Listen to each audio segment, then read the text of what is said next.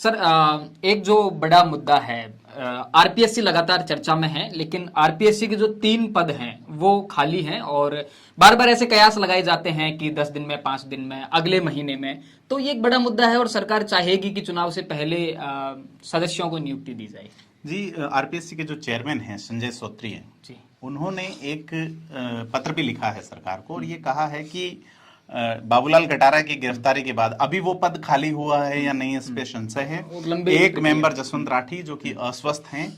अब पीछे बचे मंजू शर्मा जो कि कुमार विश्वास की पत्नी हैं और दूसरे जो मुख्य सचिव निरंजन आर्य थे, जो मुख्य सचिव थे पहले, उनकी पत्नी संगीता आर्य हैं। तो ये 3 मेंबर बने हैं और बाकी पद अभी खाली हैं।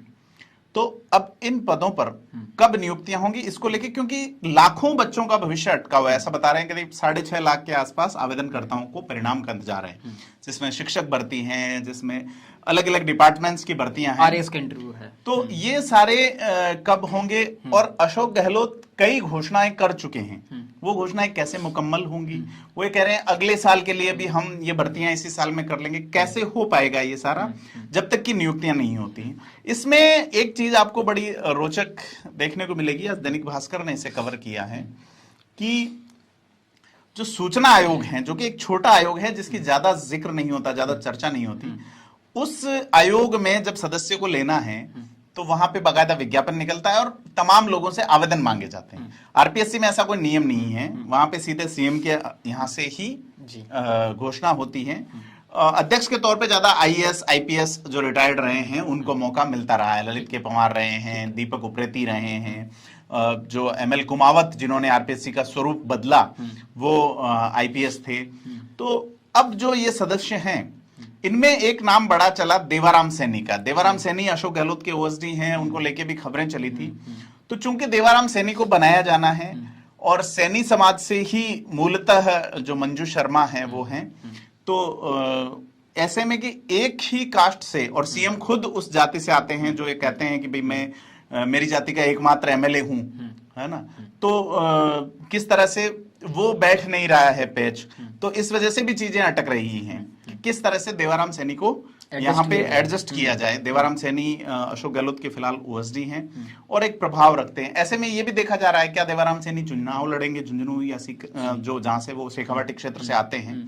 तो एक ऐसा तो नहीं है कि कहीं पूरा खेल देवाराम सैनी के चक्र में अटका हुआ है? नहीं, ऐसा नहीं है जी। और ऐसा हो भी सकता है जी, क्योंकि अशोक गहलोत की मंजू शर्मा की जो नियुक्ति थी उसके बाद में कहा जा रहा था कि एक साथ 2-2 निशाने अशोक गहलोत ने लगा दिए। और दूसरा कास्ट इक्वेशन की बात आती है, क्योंकि आरपीएससी शिव सिंह राठौड़ रिटायर्ड हुए हैं जी, राजकुमारी गुजर रिटायर्ड हुई है। ठीक है, तो अलग अलग अल्पसंख्यक वर्ग के लोग प्रतिनिधित्व मांग रहे हैं आरपीएससी में। तो 3 पद खाली हैं। अब देखना यह है कि किन लोगों को ये मौका मिलता है। 3 पद खाली होने से पहले बाबूलाल कटारा को क्या बर्खास्त करेंगे या वो इस्तीफा देंगे, ये तो सारी चीजें। 4 पद हो जाएंगे अगर बाबूलाल कटारा जी। तो ये सारा जो है किस तरह से ये पद भरे जाएं। 4 नहीं, जसवंत राठी बीमार हैं, उनका स्वास्थ्य ठीक नहीं है। ऐसे में 3 पद तो रहेंगे ही रहेंगे। एक सचिव खुद होते हैं चूंकि बोर्ड के अंदर, तो उस ऐसे मिला के 7 लोगों का एक वो बनता है। तो अध्यक्ष की ओर से डिमांड आई है सरकार को, अब सरकार इसे कब फुलफिल करती है, किन को फुलफिल करती है, ये देखने वाली बात है जी।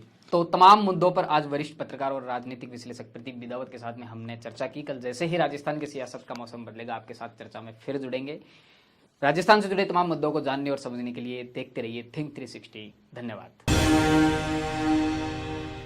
तेरे इस छोटे से ढक्कन से मेरे पूरे कपड़े महक जाते हैं। तेरी झाग से मेरे पूरे कपड़े साफ हो जाते हैं। Oswal detergent liquid